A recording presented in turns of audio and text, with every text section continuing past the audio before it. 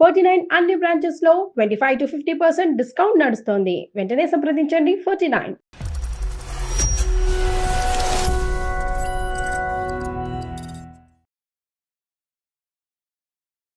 Covid టైంలో పెళ్ళవడం వల్ల కేవలం మా పేరెంట్స్ వరకే ఉండి మేము పెళ్ళనేది జరిగిపోయింది సార్.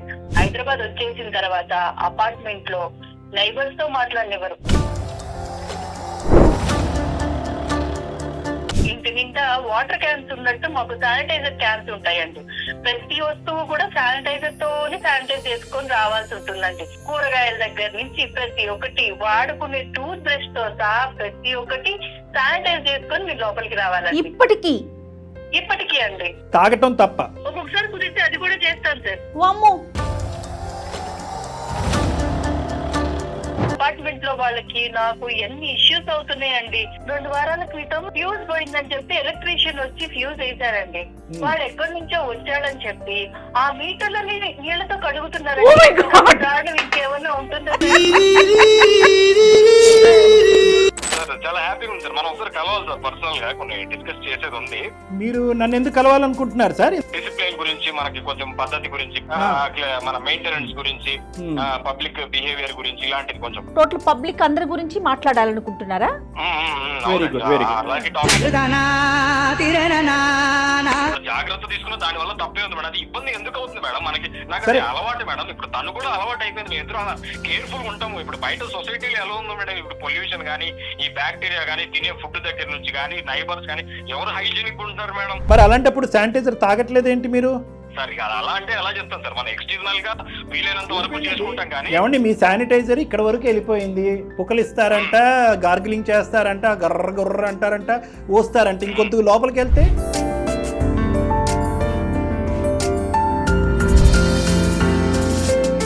ఏదేమైనా కూడా ఆ ఫేస్ వెళ్ళిపోయిన తర్వాత ఈ విపరీత ధోరణి ఏంటి సార్? అది విపరీతం అని మీరు అంటున్నారు కానీ పార్ట్ ఆఫ్ మన లైఫ్. ఇప్పుడు మనం అలా హ్యాబిట్యూట్ అయిపోయాము. ఇప్పుడు ఇల్లు నీట్ గా ఉండటం నాకు నచ్చుతుంది సార్. ఇది సార్ నేనేం చెప్పగలుగుతాను సార్, నేనేం మాట్లాడగలుగుతాను? రైట్ గోపి గారు, అందుగురించి నేను చెప్పాను ఇది. ఎందుకంటే ఇదంత సులభమైనటువంటి అంశం కాదు. ఓసిడి అనేటటువంటిది, అంటే నేను ఈ పదం వాడుతున్నాను, మీరు యాక్సెప్ట్ చేసినా చేయకపోయినా అందరికీ ఈ మధ్యకాలంలో బాగా అవగాహన వచ్చినటువంటి సబ్జెక్ట్ ఇది, ఓసిడి అనేది, ఆఫ్టర్ కరోనా.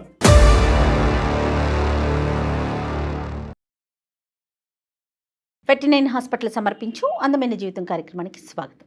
నమస్తే కళ్యాణ్ గారు. నమస్తే జయ గారు. కళ్యాణ్ గారు, కోవిడ్, శానిటైజేషన్, లాక్డౌన్, మళ్ళీ నార్మల్ లైఫ్లోకి వెళ్ళిపోయాం. కానీ మన ఇంట్లో ప్రతిరోజు కోవిడ్ ఉన్నప్పుడు ఉన్న సిచ్యువేషన్స్ ఉన్నాయంటే ఎలా ఉంటుందో ఆలోచించండి. My God. ఎగ్జాక్ట్లీ. మాధవి అనే ఒక అమ్మాయి మనకి మెయిల్ చేశారండి. మా ఇంట్లో ప్రతిరోజు కోవిడ్ ఇంకా రన్ అవుతోందండి.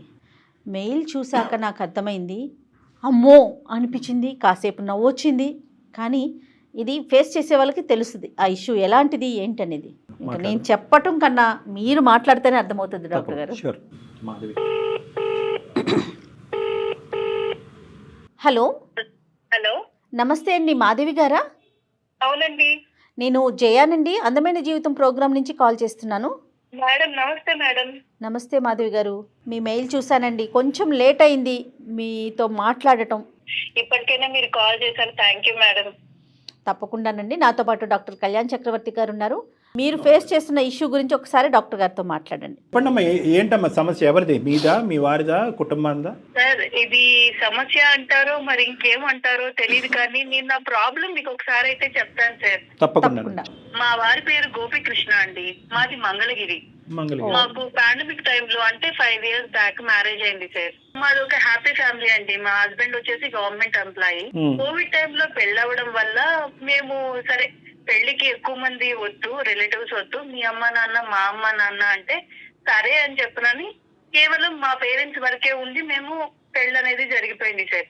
పురోహితుడు కూడా శానిటైజ్ చేసుకోవాలి, దూరంగా ఉండాలి అని చెప్పి మమ్మల్ని దూరంగా కూర్చోబెట్టి పెళ్లి సొంత చేయాలి అని చెప్పనని అన్నారు మా హస్బెండ్. కోవిడ్ అంటే రిస్ట్రిక్షన్స్ ఇవన్నీ ఉంటాయి కదా అని చెప్పని అనుకుని సరే అని చెప్పనని అనుకున్నాం. పెళ్ళైన నెక్స్ట్ డే అత్తగారింటికి వెళ్ళిపోయిన వెంటనే మేము హైదరాబాద్ వచ్చేసేయాలని చెప్పరని ఆయన తొందర పెట్టారు. ఎందుకు అంత హడావిడి, మేము ఇంట్లోనే ఉంటాం కదా, ఇప్పుడు ఎటు ఈ సిచ్యువేషన్ లో ఎవరు ఎక్కడికి వెళ్ళట్లేదు కదా అని కూడా అనుకున్నాం. లేదు వెళ్ళిపోదాం అని చెప్పినది. ఎందుకు అంటే ఇక్కడ ఎవరు కూడాను శానిటైజ్ చేసుకోవట్లేదు, ఎవరు కూడా మాస్క్ పెట్టుకోవట్లేదు, ఎవరు కూడాను సరిగా ఇవన్నీ పాటించట్లేదు, కోవిడ్ రూల్స్ అన్ని అని చెప్పని అన్నారు. సరే ఇది కూడా మంచిదే కదా మనకి అని చెప్పనని హైదరాబాద్ వెళ్ళిపోయామండి. హైదరాబాద్ వచ్చేసిన తర్వాత అపార్ట్మెంట్ లో నైబర్స్ తో మాట్లాడినవారు. సెకండ్ వేవ్ వచ్చే ముందర అన్నమాట ఇదంతా కూడాను. Okay okay. అప్పుడు కూడా ఇల్లు మారిన తర్వాత మేము నైబర్స్ తో మాట్లాడకపోవడం, ఇంటి నిండా వాటర్ క్యాన్స్ ఉన్నట్టు మాకు శానిటైజర్ క్యాన్స్ ఉంటాయండి, ఉండేవి. ఇప్పటికి కూడా ఉంటాయండి. ఏది? ఇప్పటికి కూడా మాకు ఇంట్లో లీటర్లు వాటర్ క్యాన్స్ లాగా శానిటైజర్ క్యాన్స్ అయితే మాత్రం ఉంటాయండి. మేము ప్రతిరోజు కూడాను ప్రతి వస్తువు కూడా శానిటైజర్ తోనే శానిటైజ్ చేసుకొని రావాల్సి ఉంటుందండి. కూరగాయల దగ్గర నుంచి ప్రతి ఒక్కటి, వాడుకునే టూత్ బ్రష్ తో సహా ప్రతి ఒక్కటి శానిటైజ్ చేసుకొని మీరు లోపలికి రావాలండి. ఇప్పటికీ అండి. ఎందుకంటే మా కర్మ కొద్దీ ఆ కోవిడ్ ఫస్ట్ సెకండ్ వేవ్ తో పాటు ఒమిక్రాన్ అని ఒకటి వచ్చింది. అది వచ్చిన తర్వాత మళ్ళీ ఇప్పుడు కొత్త వైరస్లు కూడా వస్తున్నాయి కదండి. ఇప్పుడు ఏదో హెచ్ఎంపీవీ అని చెప్పి ఇంకొక వైరస్ ఏదో వస్తుంది కదండి మా కోసం అని చెప్పి డబ్బాలు పెరిగినాయా, శానిటైజింగ్ డబ్బాలు. ఇప్పుడు ప్రెగ్నెన్సీ టైంలో కూడా మేము అపార్ట్మెంట్ చేంజ్ అయిన తర్వాత అక్కడ వాస్తు బాగాలేదని చెప్పని వేరే చోటకి షిఫ్ట్ అయ్యాం సార్. ఈస్ట్ ఫేసే ఉండాలి మాకు అపార్ట్మెంట్ అట్లా అని చెప్పనని సరేలే అని చెప్పి షిఫ్ట్ అయిపోయాము. కోవిడ్ అయిపోయింది, అంతా అయిపోయింది సార్. అదంతా అయిపోయిన తర్వాత ఆ సిచ్యువేషన్ లో అన్ని శానిటైజ్ చేయడం అనేది పెద్ద విషయం కాదు, అందరూ కూడా నార్మల్ గానే తీసుకుంటారు. కానీ ఇప్పటికీ కూడాను శానిటైజర్ ని మేము ఎలా వాడతామంటే మంచినీళ్ళు ఎలా వాడతామో అలా వాడతాం సార్. తాగటం తప్ప ఒక్కొక్కసారి కుదిరితే అది కూడా చేస్తాం సార్. అంటే సార్ ఇప్పుడు మేము మా పాప అని చెప్పాం కదా సార్, పాప కిండర్ గార్డెన్ లో వేసాం. స్కూల్ నుంచి పాప వచ్చి రాగానే తీసుకెళ్లిపోయి దాని బ్యాగ్ ని ఆమెని మొత్తం కూడా శానిటైజర్ లో ముంచి లేపుతారు సార్. అది వెళ్తుందని చెప్పండి, ఎంత బాధగా ఉంటుందో తెలుసా సార్. ఆఖరికి డబ్బులు కూడా అండి, ఎక్కడెక్కడో ఎవరెవరో ముట్టుకున్నారని చెప్పి డబ్బులు కూడా బట్టలు ఉతికి ఆరేసినట్టు వాటిని కూడా శానిటైజర్ లో తడిపి క్లిప్పులు పెట్టి దండాల మీద ఆరేస్తున్నారండి. కాదండి, 10 మందితో కలిసి జాబ్ ఎలా చేస్తున్నారు ఆయన? అదే మేడం, ఆయనకి 2 సార్లు కోవిడ్ వచ్చింది మేడం. ఆయనకి కోవిడ్ వచ్చింది, అప్పుడు నేనే చేశాను. కానీ నాకు రాలేదు, కానీ ఆయనకు వచ్చింది. శానిటైజర్ లో మునిగి తేలుతూ ఉంటారు మా వారు. రోజు శానిటైజర్ తోనే క్లీన్ చేస్తామండి మేము. ఫ్లోర్ క్లీనర్ తో కూడా మేము క్లీన్ చెయ్యం అసలు. ఓ మై గాడ్, నేను కూడా చూసానండి అలాంటి సిచ్యువేషన్స్. అమ్మా చెప్పమ్మా. సార్ 2 వారాల క్రితం మా ఇంట్లో కరెంట్ పోయింది. ఫ్యూజ్ పోయిందని చెప్పి ఎలక్ట్రీషియన్ వచ్చి ఫ్యూజ్ వేశారండి. వాడు ఎక్కడి నుంచో వచ్చాడని చెప్పి ఆ మీటర్లని నీళ్లతో కడుగుతున్నారు. ఇంకేమన్నా ఉంటుందా సార్? అపార్ట్మెంట్ లో వాళ్ళకి నాకు ఎన్ని ఇష్యూస్ అవుతున్నాయండి. పైగా మాకు చెప్తారు, నువ్వు ఇవన్నీ నేను చేస్తున్నానని చెప్పావంటే మాత్రం ఊరుకోనని అంటారు. బాగా చదువుకున్నారమ్మా? చదువుకున్నారండి, 3 డిగ్రీలు ఉన్నాయి. దానికి బైక్ కూడా శానిటైజర్ తోనే స్నానం చేయిస్తారండి. బైక్ మనం ఎలా కడుగుతాం సార్? బైక్ వాష్ కాదండి, శానిటైజర్ ఎక్కువ వాడేస్తే చేతులంతా మంట వచ్చేస్తుంది. కళ్యాణ్ గారు పర్ఫెక్ట్ గా ఉండాలని అంటారండి, ఉండడంలో తప్పులేదు. మీ ఇంట్లో ఏమన్నా పెట్టుకోండి కానీ మ్యాచ్ బాక్స్ మాత్రం పెట్టకండి అమ్మా. చాలా ఫైర్ రిస్క్ మీ ఇంట్లో. ఎందుకంటే ఎక్కడ ఏ మూలన శానిటైజర్ ఉంటుందో తెలియదు. మరి మిగతావన్నీ ఓకేనా అండి? ఒకటే కాదు మేడం, మనకి ఆడవాళ్ళకి పీరియడ్ టైమ్ లో మనం ఎట్లా ఉంటామండి, మూడ్ స్వింగ్స్ ఉంటాయి, ఇబ్బందిగా ఉంటుంది, ఇలాంటి ప్రాబ్లమ్స్ అన్ని ఉంటాయి కదా మేడం. అన్ని కూడా కర్రతో తీసుకోవాలని అంటారు మేడం. పాతకాలంలో లాగా దూరంగా ఉండాలి, అలానే ఉండాలి, వెలేసినట్టు ఉండాలి అన్నట్టుగా చేస్తారు మేడం. ఇంకేం చేయాలి మేడం? ఏ కాలంలో ఉన్నాము. Oh my God. నాకు పానీపూరి అంటే చాలా ఇష్టం మేడం. అందులో శానిటైజర్ వేస్తాడే. ఇప్పుడు 1 రోజు 2 రోజులు అంటే ఓకే శుభ్రత అని చెప్పని అనుకుంటామండి. ప్రతిదాన్ని శానిటైజ్ చేయాలి, ప్రతిరోజు డేటాల్ తో ఇచ్చేయాలి. కాదు, నేబర్స్ తో మీకు ఎంత ఇష్యూ అవుతుందేమో కదా? చాలా ఇష్యూ అవుతుందండి. వాళ్ళు శానిటైజ్ చేసుకోరు, వాళ్ళు మాస్క్ వేసుకోరు, వాళ్ళతో మాట్లాడొద్దు. ఈ లెక్కనైతే కనుక మీకు బస్సులోని, టాక్సీల్లో, ఆటోల్లో ప్రయాణాలు ఉండవేమో కదమ్మా? లేవండి, మేము ఇల్లు తప్ప ఇంట్లో నుంచి బయటికి వెళ్ళాలన్నా గానీ, నువ్వు చెప్పాను కదండి, బైక్ కూడా శానిటైజ్ చేసుకున్న తర్వాతనే మేము బైక్ ఎక్కి కూర్చోవాలి. ఒకసారి ఊరికి వెళ్ళడానికి ట్రైన్ ఎక్కామండి. ట్రైన్ ఎక్కితే ఆ కంపార్ట్మెంట్ మొత్తం కూడాను వాసన వస్తుంది అని అన్న ఉద్దేశంతో మొత్తం క్లీన్ చేస్తామని చెప్పారన్నట్టు కూర్చున్నానండి, శానిటైజర్ కొట్టుకుంటూ. వామ్మో, అయ్యమ్మో. చాలా మంది ఇళ్లల్లో ఏంటంటే కింద నుంచే గుమగుమలు ఆడుతూ ఉంటాయి పైన వంట ఏంటి అనేది. మీ ఇంట్లోకి అపార్ట్మెంట్ కింద నుంచే శానిటైజ్ వాసన వస్తుందేమోనమ్మా. అపార్ట్మెంట్ గురించి అని అన్నారు కాబట్టి చెప్తున్నాను సార్. మేము ఇప్పటికీ ఇలా నైబర్స్ తో ఈ ఇష్యూస్ వల్ల 4 అపార్ట్మెంట్స్ మారాల్సి వచ్చిందండి. అయ్యయ్యో. ఇది 5వ అపార్ట్మెంట్. బయటికి వెళ్ళటం, పార్టీలు, ఫంక్షన్లు, ఒక సినిమా, ఒక ఎగ్జిబిషన్, ఒక పార్కు ఏమీ లేవండి. మేము ఎటైనా వెళ్ళి వచ్చినామంటే ఒకసారి శానిటైజర్ తో మొత్తం స్నానం చేయాల్సిందేనండి. సమస్య డాక్టర్ గారు. ఇంకేం డౌటే ఉంది మేడం, ఇది ఓసిడి అంటారు. కానీ అతను మరి చదువుకున్నటువంటి అంటే వ్యక్తి కోవిడ్ వల్ల వచ్చిందంటారా అసలు తనకు? ఇప్పుడు చాదస్తం అనేటటువంటిది ముందస్తే ఉంటుంది, కోవిడ్ తర్వాత కంటిన్యూ అవుతుంది. హెచ్ఎంపీ లాంటివి వస్తే కనుక ఇంకో వాళ్ళకి ఇంకా ఏదో కొత్త వైరస్ వస్తుందంటే పాపం మీకు భయం వణుకు వచ్చేస్తుందో ఏంటో. ఏడవలేక నవ్వలేనటువంటి పరిస్థితి అమ్మని ఇది. చెబితే ఎవరైనా నవ్వుతారండి, ఏంటి నవ్వటం అని కాదు కానీ అంటారు. సైకియాట్రిస్ట్ దగ్గరికి వెళ్ళాలి కదా, ఓసిడి కదా, అది డిజీజ్ కదమ్మా. రావాలి కదా డాక్టర్ గారు, అసలు యాక్సెప్ట్ చేయాలిగా వెళ్ళటానికి. ఒప్పుకోవాలి. యాక్సెప్టెన్స్ ఎప్పుడు అన్నాడా నాకు ఓసిడి లా ఉంది ఏమైనా ట్రీట్మెంట్? ఎందుకంటే చదువుకున్న వ్యక్తి తెలివైన వాడు కదా. అలా ఎందుకంటారండి? అసలు అలా ఏం మాట్లాడరు. నేను శుభ్రంగా ఉండమని చెప్పడం మీకు తప్ప? అతని లెక్క ప్రకారం ఇదంతా శుభ్రం. ఏదైనా కానీ మనం అన్ని ప్రొటెక్షన్ తీసుకోవడంలో తప్పే ఉంది అంటారండి. అయ్యో అయ్యో. ఏం చేద్దామమ్మా ఇప్పుడు? మమ్మల్ని ఏం చేయమంటావు? మీరే ఆయనకు ఒక మాట చెప్పండి, తప్పకుండా మాధవి గారు తప్పకుండా మాట్లాడదాం. మరి మీ పేరెంట్స్ కానీ అతని పేరెంట్స్ కానీ రాకపోకలు ఎలా ఉన్నాయండి? మీరు వెళ్ళటం వాళ్ళు రావటం జరుగుతుందా? అలాంటివి ఏవీ లేవండి. ఒంటరి జీవితాలు అయిపోయినాయి. కోవిడ్ దగ్గర నుంచి ఆ డెలివరీ టైంలో ఏవో తప్ప మా అమ్మగారిని 4 రోజుల నుంచి అది కూడా శానిటైజర్ ఉపయోగించే మొత్తం ఈయనే చూసుకుంటానంటారు, ఈయనే చేస్తానని అన్నారు. మీ అత్తగారు వాళ్ళతో మాట్లాడారు అసలు? వాళ్ళందరూ బానే ఉన్నారండి, నాకే అదృష్టం. అయ్యో అయ్యో. డాక్టర్ గారు మాట్లాడదామా అసలు? అతను ఎవరితో కూడా మాట్లాడడానికి ఇష్టం చూపించారండి. ఓ మళ్ళీ మాట్లాడినా కూడా ప్రాబ్లమేనా? అవునండి, ఎవరితో కూడాను మాట్లాడరు. ఎందుకంటే నాకు తెలిసిన దాంట్లో మీకేం తెలుసు అన్నట్టుగా మాట్లాడతారు. అయితే ఇప్పుడు నాకు కొత్తగా మన ఈ హెచ్ఎంపీవీ అని ఒక వైరస్ వచ్చింది కదండి. అవునవును. ఈ వైరస్ వల్ల మళ్ళీ ఆ శానిటైజర్ దాని వల్ల నేను నా పాప ఎంత ఇబ్బంది పడతామోనని భయం వేసి నా వల్ల కాక ఒకసారి మీతో మాట్లాడి నాకేమన్నా మీరు సలహా చెప్తారేమో అన్న ఉద్దేశంతో కాల్ చేశాను. తప్పకుండా చేద్దాం, అతను కన్విన్స్ చేయాలి మనము. ఇలాంటి వాళ్ళు యూజువల్ గా మన దగ్గరకు వచ్చేంత వరకు చాలా మొండికేస్తారమ్మా. వచ్చిన తర్వాత ఇన్ని రోజులు బట్టి ఒకే చాదస్తపు ఆలోచనతో కొట్టుకుపోతున్నాను, నా జీవితంలో ఇంత టైం వేస్ట్ అయింది, అందరినీ ఇంత ఇబ్బంది పెట్టాను అని చెప్పి ఒక్కసారి అది కట్ అవటం మొదలవుతే కనుక కట్ అయిపోద్ది ఆ చైన్ రియాక్షన్. కానీ కన్విన్స్ అవ్వగలగాలి. చూద్దాం, మనం ట్రై చేద్దాం. రైట్. మాధవి గారు ఒకసారి కనెక్ట్ చేస్తారా అతనికి, మీ హస్బెండ్ కి? నేను మాట్లాడలేదు, మీరే ఒకసారి తనతో మాట్లాడండి.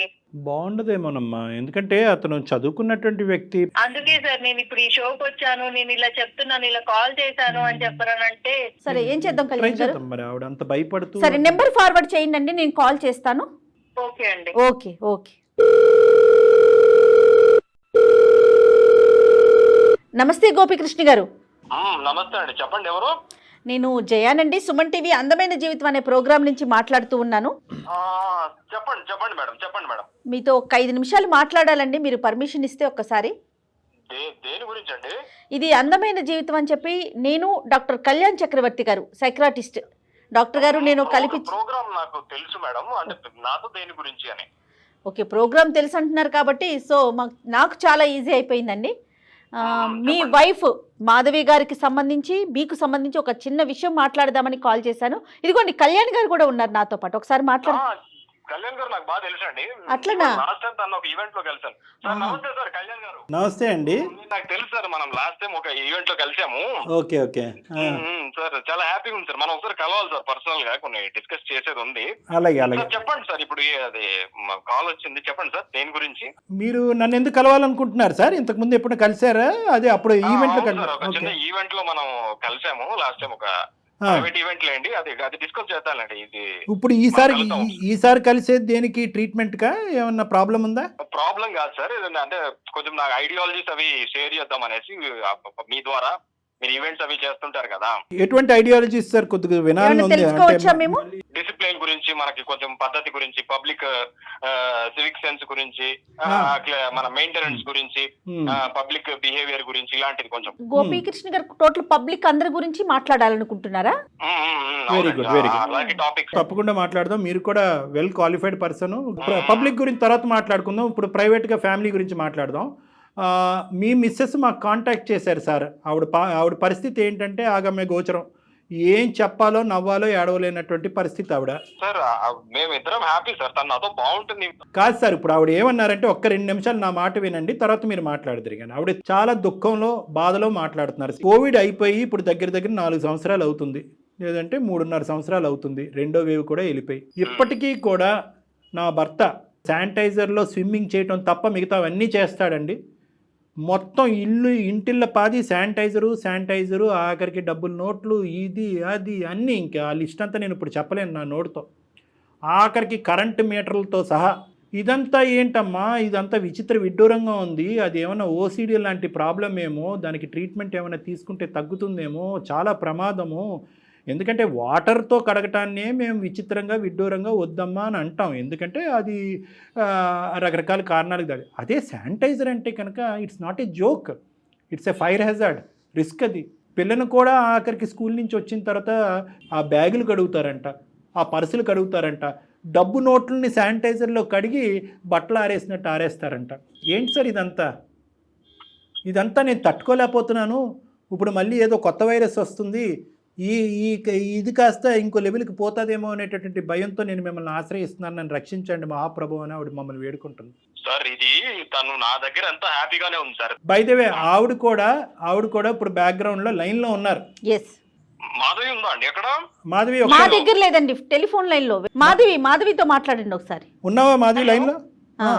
ఉన్నానండి. ఏంటి మాధవి, నువ్వు ఏదైనా ఉంటే నాతో మాట్లాడాలి కానీ, ఇది నేను అన్ని నీకు చెప్పిన కదా, నేను ఏం చేసినా మన కోసమే కదా. నువ్వు ఇట్లా ఇది మన పబ్లిక్ ప్లాట్ఫామ్ లో దీన్ని డిస్కస్ చేయాల్సిందంత ఏముంది నీకు? ఒక లెవెల్ వరకు అది మన వరకే ఉంటుందండి. అంటే అది నేను తట్టుకోలేక నేను వీళ్ళకి ఏంటి మాధవి, నువ్వు తట్టుకోలేనంత ఏం జరుగుతుంది చెప్పు. ఇప్పుడు శానిటైజ్ చేసుకోవడంలో తప్పే ఉంది మనకి. ఇప్పుడు మనం పెళ్లి చేసుకుందే కరోనా టైంలో, అవునా కదా? నేను ఎంత బాగా చూసుకున్నాను. ఒకసారి వైరస్ ఇన్ఫెక్ట్ అయితే అది ఎలా ఉంటది చెప్పు.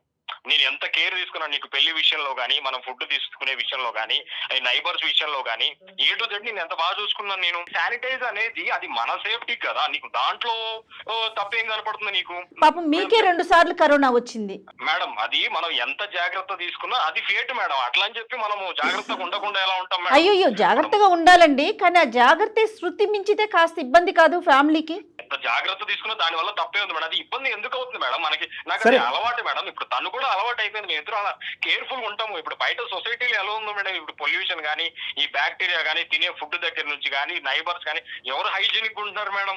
కాదండి, మరి అలాంటప్పుడు శానిటైజర్ తాగట్లేదు ఏంటి మీరు? సార్ అలా అంటే ఎలా చెప్తాం సార్, మనం ఎక్స్టర్నల్ గా వీలైనంత వరకు చేసుకుంటాం. కానీ ఏమండి, మీ శానిటైజర్ ఇక్కడ వరకు వెళ్ళిపోయింది, పుక్కలిస్తారంట, గార్గిలింగ్ చేస్తారంట, గర్ర అంటారంట, ఓస్తారంట. ఇంకొంత లోపలికి వెళ్తే పిల్ల చేతి కూడా చేయిస్తారేమో అని మాకు భయంగా ఉంది. మేము అనేది ఏంటంటే కరోనా వైరస్ వీనౌట్ అయిపోయింది, అది అంతరించిపోయింది, దాని సంగతి ఇప్పుడు ఏమీ లేదు. అప్పుడు కూడా మనం చాలా అతిగా భయపడ్డాం అనేటటువంటి మాటలు కూడా కొంతమంది డాక్టర్స్ చెప్పారు. తర్వాత ఏదేమైనా కూడా ఆ ఫేస్ వెళ్ళిపోయిన తర్వాత ఈ విపరీత ధోరణి ఏంటి సార్? అది విపరీతం అని మీరు అంటున్నారు కానీ పార్ట్ ఆఫ్ మన లైఫ్. ఇప్పుడు మనం అలా హ్యాబిట్యూట్ అయిపోయాము. ఇప్పుడు ఇల్లు నీట్ గా ఉండటం నాకు నచ్చుతుంది, అది శానిటైజ్ చేయటం నాకు నచ్చుతుంది. ఇదేం బ్యాడ్ హ్యాబిట్ కాదు కదండి. ఏదో మందో సిగరెట్ డ్రగ్స్ లాగా శానిటైజ్ చేసుకోవటము, నీట్ గా ఉండటము, ఇన్ఫెక్షన్స్ నుంచి ప్రొటెక్షన్ ఉండటము, బిడ్డను కేర్ తీసుకోవడము, ఇది తప్పెలా అవుతుందండి? అవన్నీ అర్థమవుతున్నాయి. అసోసియేటెడ్ రిస్క్స్ ఏంటండి? అసోసియేటెడ్ రిస్క్స్ ఏంటి? ఇప్పుడు మీరు నీళ్ళతో చేతులు కాళ్ళు కడగట్లేదు, శానిటైజర్తో కడుగుతున్నారు. అంత విపరీతంగా శానిటైజర్ వాడటం వల్ల స్కిన్కి జరిగేటటువంటి డ్యామేజు, ఆ స్కిన్ కాస్త మళ్ళీ పగుళ్ళు ఏర్పడి మళ్ళీ అందులోంచి ఇన్ఫెక్షన్లు వచ్చేటటువంటి chance. Fire and risk hazard. Sanitiser అంటే కనుక ఒక ఫ్యూల్, ఒక పెట్రోల్ లాంటిది. ఎక్కడన్నా ఎవరన్నా ఇంట్లో పొరపాటు ఒక గ్యాస్ లైట్ కానీ లేదంటే ఒక అగ్గిపుల్ల కానీ వెలిగిస్తే కనుక మొత్తం ఇల్లు అంతా కూడా అగ్నిగుండం అవ్వదండి. ఫుడ్లో మీకు తెలియకుండానే ఫుడ్లో శానిటైజర్ మిక్స్ అవుతుంది. ఎందుకంటే కనుక కాయగూరలు కూడా శానిటైజర్తో కడుగుతున్నారంట, పాల ప్యాకెట్లు శానిటైజర్తో కడుగుతారంట. మీరేమొచ్చి గార్గిలింగ్ చేస్తున్నారు, పుక్కలిస్తున్నారు, ఊస్తున్నారు. మీరు శానిటైజర్ బాడీలోకి అబ్జర్వ్ అవుతుంది, లిపిడ్ నిమోనియా అని రావచ్చు, లంగ్స్లోకి శానిటైజర్ వెళ్ళిపోవడానికి ఛాన్స్ ఉంది. మరి ఇవన్నీ ఆలోచించారా? సార్ ఇప్పుడు నేను ఏం చేసినా గానీ ఎక్స్ట్రీమ్ కేర్ కోసమే సార్. ఇప్పుడు మాధవి మీకు మిస్అండర్స్టాండ్ చేసుకుని అక్కడ దాకా వచ్చింది తప్ప నేను తను ఎంత బాగా చూసుకుంటాను సార్. తను అడిగిందంతా చేస్తాను. మీరు బాగా చూసుకోవట్లేదని మరీ ఎక్కువ బాగా చూసుకుంటున్నారనే ప్రాబ్లం. తన సేఫ్టీ, నా బిడ్డ సేఫ్టీ, ఈ పొల్యూటెడ్ ఈ అన్హెల్తీ క్లైమేట్ నుంచి ఈ నైబర్ అప్పుడు ఎవ్వరూ లేకుండా మనం మాత్రమే ఉండేలా ఒక ఇల్లు కట్టుకొని దూరంగా వెళ్ళిపోయి మూడో మనిషి, మీ ముగ్గురున్నారు కాబట్టి నాలుగో మనిషితో సంబంధం లేకుండా అన్నీ మనమే తయారు చేసుకొని అన్నీ మనమే వండుకొని మనమే పండించుకొని మనమే తిని అలాంటి జీవితంలోకి వెళ్ళిపోవాలండి. సమాజం నుంచి దూరంగా వెళ్ళిపోతారు మీరు. పీరియడ్స్ అప్పుడు కూడా అమ్మాయిని మీరు ఇబ్బంది పెడుతున్నారంటే అది ఆలోచించండి. మీరు అది శుభ్రత అనుకుంటున్నారు, ఆ శుభ్రత తనకి ఎంత బాధ కలిగిస్తుందో కదా మేడం. అది అన్న ఇప్పటి నుంచి కాదు మేడం, అది మా తాత ముత్తాతల నుంచి కూడా అది మనం ఫాలో అవుతాము. అది అంటూ లెక్కనే. అది ఇప్పుడు మనం ఎంత చదువుకున్నా ఏమున్నా గానీ అది అంటే కదండి. ఇప్పుడు మేము టచ్ చేయలేము. అది మా కల్చర్ అండి, అప్పటి నుంచి వచ్చింది. ఈ రోజు కొత్తగానే ఏముందండి. హైజీన్గా ఉండాలండి. మీరు చెప్పేది మేము కాదనట్లా. ఆ హైజీన్ శృతి మించి ఎదుటి వాళ్ళకి కూడా బాధ కలిగి మీ నుంచి దూరంగా పారిపోయే పరిస్థితికి రాకూడదు కదా. అంటే మీలాంటి తెలివైనటువంటి వ్యక్తులు కూడా ఇలా వ్యవహరించడం అనేటటువంటిది చాలా దురదృష్టకరం. Let us not going to the dispute. ఎందుకంటే మీ వాదన మీరు కంటిన్యూస్గా అలా వాదిస్తూనే ఉంటారు. ముందు జాగ్రత్త చర్య తప్పంటారా అంటారు, మా పిల్లాన్ని బిడ్డని ఇంత బాగా చూసుకోవటం నేరమా అంటారు. మరి మీరు చేసేటటువంటి జాగ్రత్తలు, మీరు తీసుకునేటటువంటి చర్యల వల్ల ఎవరు సంతోషపడుతున్నారు, ఎవరు సుఖపడుతున్నారు? సింపుల్ ఎగ్జాంపుల్ అండి. మొత్తం మీ అపార్ట్మెంట్లో ఇరుగు పొరుగు మీ ఇంట్లో వాళ్ళు కానీ ఒక్కలైనా కూడా మీ చర్యలను సమర్థిస్తారా? మీరు చేసేటటువంటి పనులు విచిత్రంగా అనిపించకపోతే మీరెందుకు మీ ఆవిడ యొక్క నోరు మూయించేసి ఏవే నువ్వు మాట్లాడకు, నేను ఇలా చేసినట్టుగా ఎవరికి చెప్పకు? కరెంటు మీటర్లు కడగటాలు ఏంటండి శానిటైజర్లతో? కరెంటు షాక్ కొట్టి షార్ట్ సర్క్యూట్ అయ్యి మీకు కానీ పిల్లలకు కానీ ఎవరికైనా కరెంటు ఇదవుతే? ఇప్పుడు నైబర్స్ అంటే ఇప్పుడు అందరూ ఒకలా ఉండరు కదా సార్. ఇప్పుడు వాళ్ళు కేర్లెస్, నేను కేర్ఫుల్. నేను ఎక్కువ కేర్ తీసుకుంటాను. నా వైఫ్ ని కానీ నా బిడ్డని కానీ నేను ఇన్ఫెక్షన్స్ నుంచి కానీ బయట వాటి నుంచి కానీ ప్రొటెక్ట్ చేసుకుంటాను సార్. ఇప్పుడు మీ కేరింగ్ అమ్మాయికి బాధ అనిపిస్తోందండి. మాధవి గారు చెప్పండి, మీరు ఎలాంటి బాధపడుతున్నారు మీరు చెప్పండి ఒకసారి. నేను చెప్తున్నా కదా, స్కూల్ నుంచి తీసుకొని వచ్చిన వెంటనే ఆ బ్యాగ్ తో సహా ప్రతి ఒక్కటి కూడా శానిటైజ్ చేయడం. చిన్నపిల్ల దానికి ముక్కులోకి నోట్లోకి శానిటైజర్ వెళ్ళట్లేదా అండి? మాధవి విను, ఇప్పుడు స్కూల్లో పిల్లలంతా అన్హైజీనిక్ ఉంటారు, కేర్లెస్ గా ఉంటారు, ఆ మట్టిలో ఆడుకుంటారు, ఆ పిల్లల చెత్త అంతా మీద పోసుకుంటారు, ఆ గ్రౌండ్ లో ఆడుకుంటారు, రకరకాల ఇన్ఫెక్షన్స్ స్ప్రెడ్ అవుతాయి. ఇప్పుడు ఇప్పుడు తిను కేర్ఫుల్ గా ఉన్నా నా పెంపకం కాబట్టి నా బిడ్డ కేర్ఫుల్ గానే ఉంటది. రేపు స్కూల్లో అందరు పిల్లలతో కలిసినప్పుడు ఎవరికి ఇన్ఫెక్షన్ ఉంటుందో తెలియదు కదా. ఇప్పుడు నా బిడ్డ ఇంటికి వచ్చినప్పుడు ఫోన్ కూడా శానిటైజర్ ఏంటండి? ఇన్ఫెక్షన్ ఇప్పుడు నువ్వు చెమట పెట్టుకుంటావు, బయట తిరుగుతావు, నువ్వు వాష్రూమ్ టాయిలెట్ తో సమానంగా అంతకంటే ఎక్కువ వాడతాం కదా. ఫుల్ టైం స్వెట్ ఉంటది మొబైల్ మీద, బ్యాక్టీరియా ఫామ్ అవుతుంది, మనం అంతా కేర్లెస్ ఉంటాం దాన్ని. సో శానిటైజ్ చేస్తాం. ఇప్పుడు పాప విషయమైనా ఇంకొకటైనా నేను ఎక్స్ట్రీమ్ కేర్ తోటే. సార్ ఇది సార్ నేనేం చెప్పగలుగుతాను సార్, నేనేం మాట్లాడగలుగుతాను? రైట్ గోపి గారు, అందుగురించి నేను చెప్పాను ఇది. ఎందుకంటే ఇదంత సులభమైనటువంటి అంశం కాదు. ఓసిడి అనేటటువంటిది, అంటే నేను ఈ పదం వాడుతున్నాను, మీరు యాక్సెప్ట్ చేసినా చేయకపోయినా అందరికీ ఈ మధ్య కాలంలో బాగా అవగాహన వచ్చినటువంటి సబ్జెక్ట్ ఇది ఓసిడి అనేది. ఆఫ్టర్ కరోనా మీరేంటంటే ఆ దిక్కున అది చూడటానికి ఇష్టపడలేక మీ డిఫెన్స్ మెకానిజం మీరు వాడుకుంటూ ఇదేమీ కాదు, ముందు జాగ్రత్త చర్య అందరినీ సుఖపెట్టేస్తున్నాననే భ్రమ అనేటటువంటి బుడగలో మీరు ఉండిపోయారు. నా మాట వినండి. మీరు ఎలాగన్నా కూడా నన్ను వచ్చి కలుద్దామని అనుకున్నారు. మీ పబ్లిక్ ప్రపోజల్స్ తీసుకురావడానికి నన్ను వచ్చి కలుద్దామని అనుకుంటున్నారు. దయచేసి అప్పుడు మీరు చెప్పిందంతా నేను విన్న తర్వాత ఓసిడికి సంబంధించినటువంటి ఇష్యూస్ నేను మీకు చెప్తాను, అది మీరు కూడా వినాలి. అయితే ఇప్పుడు చూసేటటువంటి లక్షలాది మంది ప్రేక్షకులు ఎవరైతే ఉన్నారో వాళ్ళకంటూ ఒక ఆలోచన, అవగాహన ఉండాలి. కాబట్టి కొన్ని ముఖ్యమైనటువంటి అంశాలు ఈ సభాముఖంగా నేను చెప్పాలి అని అనుకున్నాను. అదేంటి అంటే ఈ కడిగేటటువంటి ప్రక్రియ ఒకటే కాదు. ఈ ఓసిడి అనేటటువంటి దాంట్లో చాలా రకాలు ఉంటాయి. ఒక 150 నుంచి 170 రకాలు ఉంటాయి. Oh my God. అందులో కడిగేది అనేది సర్వసహజంగా కామన్గా అందరికీ అనేది. అదేదో సర్వానంద్ గారి సినిమా వచ్చింది కదా మేడం, అక్కడి నుంచి కొంతవరకు అవగాహన బాగా పెరిగింది దీని గురించి. ఇందులో ఏంటంటే ఒక ఆలోచన కాన్స్టెంట్గా తుంచేస్తూ ఉంటుంది పగలనక రాత్రి అనక. ఇది ముట్టుకున్నాం, అది తాకాం, ఏదో తప్పు జరిగిపోతుంది, ఏదో నేరో జరిగిపోతుందని ముందస్తు చర్యగా ఏదో కాపాడాలనేటటువంటి ప్రయత్నంలో అక్కర్లేనటువంటి ప్రక్రియల్లోకి వెళ్ళిపోయి అమ్మ పర్లేదు ఇక్కడితో ఈ ఆలోచన చల్లబడింది అంటే ఎక్కడికక్కడ ఆలోచన రావటం, దాన్ని కడుగుడు ద్వారా తుడుచుడు ద్వారా చల్లబరుచుకోవటం, క్లియర్ అయింది అనుకోవటం. ఇదంతా కేవలం ఏంటంటే కనుక వాళ్ళ మీద వాళ్ళకి నమ్మకం లేకపోవటం, వాళ్ళు చేసేటటువంటి పని మీద నమ్మకం లేకపోవటం, సమాజం మీద నమ్మకం లేకపోవటం, వాళ్ళ లోపల ఉండే ఇమ్యూనిటీ సిస్టమ్ మీద నమ్మకం లేకపోవటం. కడుక్కుంటేనే బ్రతుకుంటామా, కడుక్కోకపోతే మన శరీరం మనం కాపాడదా, మనకంటూ ఒక ఇమ్యూనిటీ సిస్టమ్ ఉంది, అది కాపాడుతుందనే నమ్మకం లేకపోవటం. ఓకే. సో కాబట్టి ఏమవుతుందంటే ఎప్పటికైనా కూడా ప్రత్యేకంగా ఏంటంటే ఇది ఎఫెక్ట్ చేసేటటువంటిది గోపీకృష్ణ లాంటి తెలివైనటువంటి వ్యక్తులకి ఇది ముఖ్యంగా. ఎందుకంటే కనుక వీళ్ళు ఏ యాంగిల్లో వాళ్ళు రీసెర్చ్ చేసుకుని వాళ్ళకి కావాల్సినటువంటి ఇన్పుట్ తీసేసుకుంటూ ఉంటారు. క్రిమికీటకాలనే కదా మనం కడుగుతున్నాము, బ్యాక్టీరియాని అవాయిడ్ చేస్తే ఇన్ఫెక్షన్స్ అవాయిడ్ చేస్తాయి కదా, ఇన్ఫెక్షన్స్ అవాయిడ్ చేస్తే లైఫ్ స్టైల్ బాగుంటుంది కదా, లైఫ్ స్టైల్ బాగుంటుంది, హాస్పిటల్కి అడ్మిట్ అవ్వాల్సింది అలా అనుకుంటున్నారే కానీ ఇందాక నీ శానిటైజర్ వల్ల నీకు ఎంత ఇబ్బంది కలుగుతుందో ఒకసారి ఈ విధంగా ఆలోచించు అంటే కనుక ఆ మ్యాటర్ వాళ్ళు తీసుకోవడానికి ఇష్టపడరు. నెంబర్ 1. నెంబర్ 2 ఏంటంటే చాలామంది అనుకుంటూ ఉంటారు నా దగ్గరికి వచ్చేటటువంటి వాళ్ళు, సారీ మేము డబుల్ డిగ్రీ ట్రిపుల్ డిగ్రీ చేసాం, government jobs, entrepreneurs of companies, CEOs కింద చేస్తున్నాం, మాకు ఓసీడీ ఏంటంటారు. బాగా తెలివితేటలుండి ఆలోచన శక్తి, చదువుకున్నా చదువుకోకపోయినా తెలివితేటలు ఆలోచన శక్తి బాగా ఉన్న వాళ్ళకి ఎఫెక్ట్ చేస్తుంది. సో ఇన్ని రకాలుగా ఉంటుంది. కానీ దురదృష్టం ఏంటంటే ఈ కడిగి తుడిచేటటువంటి బ్యాచ్ అంతా కూడా డాక్టర్ దగ్గరికి ముందొస్తూ రారు. జాగ్రత్త కాస్త అతి జాగ్రత్త కింద మారి జబ్బు కింద మారిపోయింది ఇది. అతను ఒప్పుకోకపోయినా అది వాస్తవమైనటువంటి నిజం. అతను నన్ను గౌరవించేటటువంటి వ్యక్తి కాబట్టి అతను నా దగ్గరికి వస్తారు అని నేను అనుకుంటున్నాను. ఖచ్చితంగా వస్తాను సార్, మనం కలుద్దాం సార్, మనం మాట్లాడదాము. ఇప్పుడు మీరు చెప్పిన నేను కూడా థింక్ చేస్తాను సార్. ఓకే, మీరు చెప్పినట్టు ఇప్పుడు మీరు అంత పెద్దవారు, మీరు చెప్పినప్పుడు కంపల్సరీ నేను కూడా ఒకసారి ఇంట్రోస్పెక్ట్ చేసుకుంటాను సార్, కంపల్సరీ ఆలోచిస్తాను. ఈ రిపీటెడ్ థింగ్స్ చేయడం వల్ల కూడా మేబీ నా personal life and social life కానీ లేకపోతే వర్క్ ఏరియాలో కూడా కొంచెం ఏమైనా అవుతుండొచ్చు.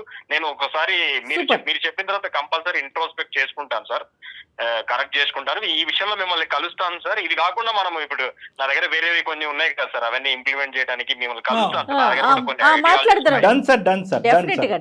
మీరు నా దగ్గరికి వస్తానంటే నేను మీ గురించి ఏదైనా చేస్తాను, రండి సార్ ప్లీజ్. ఖచ్చితంగా వస్తాను సార్. ఇప్పుడు ఈ విషయం నేను కరెక్ట్ చేసుకుంటాను అండ్ మీరు ఇచ్చే ఇన్పుట్స్ కంపల్సరీ తీసుకుంటాను సార్. నాకు చాలా గౌరవం అండి. మనం వచ్చినప్పుడు కూడా డెఫినెట్ గా అపాయింట్మెంట్ తీసుకొని ఒకసారి కలుద్దురు కానీ. థాంక్యూ సో మచ్ అండి డాక్టర్ గారు, మేడం జయ మేడం. థాంక్యూ. ఓకే సార్, మంచి హ్యాపీ ఎండింగ్ అమ్మా, lovely family, you will all be happy together for ever. ఒక్కసారి అప్పుడు నా దగ్గరికి వస్తే కనుక I think definitely will work around it. అమ్మా గారు, గోపీకృష్ణ గారు, చివరికి ఒక్క మాట. హెచ్ఎంపీవీ వైరస్ అనేది మన మీద ఎలాంటి ప్రభావం చూపించట్లేదండి. నేను చాలా మంది ఎక్స్పర్ట్స్తో, ముఖ్యంగా డాక్టర్స్తో మాట్లాడానండి. ఆ వైరస్ ప్రభావం చూపించట్లేదు, కానీ జాగ్రత్తగా ఉందాం. రైట్ అండి, నమస్తే. ఓకే సార్, ఉంటాను sir. Thank you sir. Right sir. అతనికి మిగతావన్నీ హెచ్ఎంపీవీ గురించి అతనికి వినిపించవు, జాగ్రత్తగా ఉందాం అని లాస్ట్ లో అన్నారు. అదొకటి వినిపిస్తుంది. డాక్టర్ గారు, ఈయన టర్న్ చేయొచ్చండి, మార్చచ్చమ్మా. అతను ఎప్పుడైతే కనుక రావడానికి ఇష్టపడ్డారో చాలా హ్యాపీ ఫీల్ అవుతారు. ఇక్కడ ఒకటి మనం హ్యాపీయెస్ట్ థింగ్ ఏంటంటే అతను మీ అభిమాని. సో మీరు ఏం చెప్పినా వినడానికి సిద్ధంగా ఉన్నారు. అది ఈజీ అయింది, అది మనకి గుడ్ టాస్క్ అన్నమాట. రైట్ కళ్యాణ్ గారు, థాంక్యూ జయ గారు, నమస్తే.